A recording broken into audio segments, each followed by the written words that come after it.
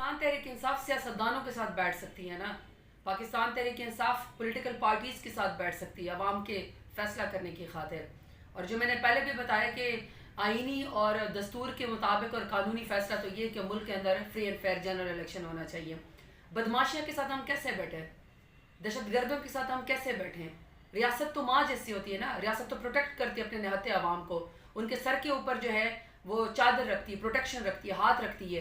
ये थोड़ी करती है कि आप इंटरनेशनल विमेन वाले दिन भी, डे वाले दिन भी आप ख़वातीन को सड़कों के ऊपर घसीटे, पुलिस उनको मारे पीटे, गाड़ियों से निकाले, चादर और चार दीवारी को पामाल करे। 25 मई को तो उन्होंने हज़रत अल्लामा इकबाल की जो बहू थी जस्टिस नासरा, उसको भी नहीं बख्शा, डॉक्टर यास्मीन राशिद को नहीं बख्शा। 4 दहशत गर्द के पर्चे तो मेरे ऊपर कर दिए।